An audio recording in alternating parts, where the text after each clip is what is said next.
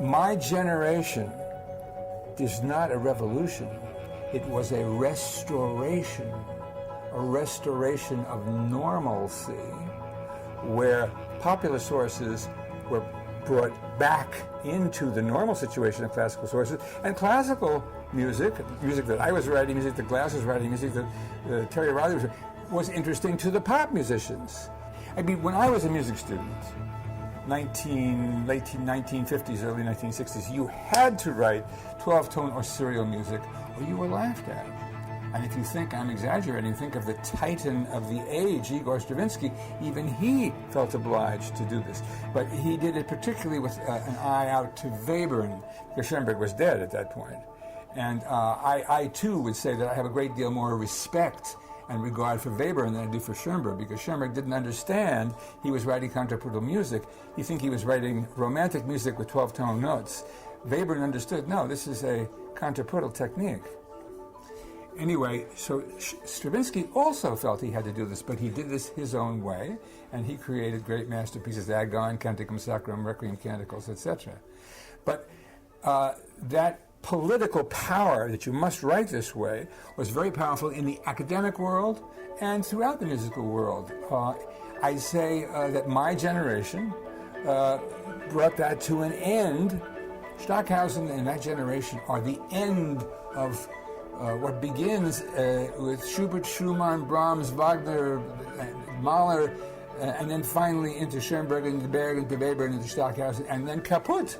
Now, there are still some composers in Germany working this way, and probably in Europe, and I think they are working on the, some of them are very good composers, I admire them, but they are working in a style which is antique and dead, and they are working in this dark corner.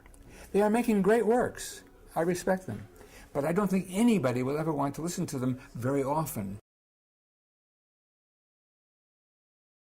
Well, in the piece of mine that is most, well, there are many pieces that are influenced by Perotin.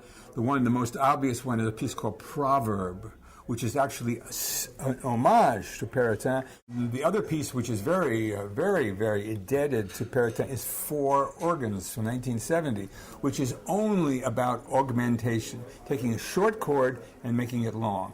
Because what is important about Perotin is that he takes a little phrase of Gregorian chant, ba-da-dee, and takes each note and elongates it. Da, goes on, and finally, da, goes on, While those long tones are taken from the chant, he then sings decorative melismas over that, which sound like street cries. And this is the first four-part music we have in Western history. There is a lot of, there are sections where you have really more conventional augmentation. A 2-bar phrase becomes a 4-bar phrase, becomes an 8-bar phrase. This is more common in Western music. So I would say yes, there's an influence of Perotin in music for 18 musicians, but it isn't as strong and it isn't as interesting as it is in Proverb or Four Organs.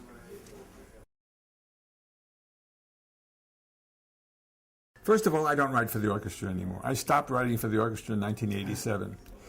Writing for the orchestra, for me, is bad orchestration.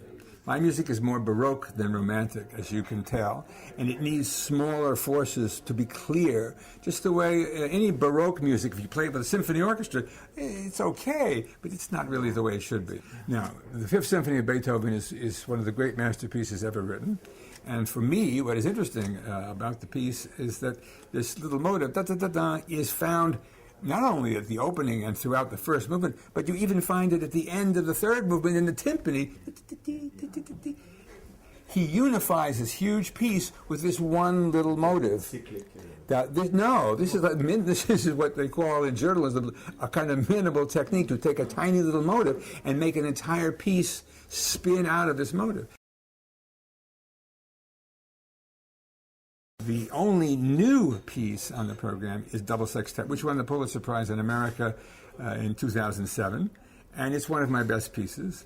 and it's about 22 minutes long, and it's for two identical sextets, which are playing interlocking patterns with each other. Now, I think you're going to hear it live with 12 players. The group that for whom it was written, Eighth Blackbird, was just 6 musicians, and I said to my publisher, look, I can't write for these people because they only have one violin and one cello, one piano. I need to have pairs because I like to write these unison canons of interlocking identical instruments. So I said, if they will record themselves and play against the recording, voila, we can have a piece. They said, oh, we'd love to, and they did.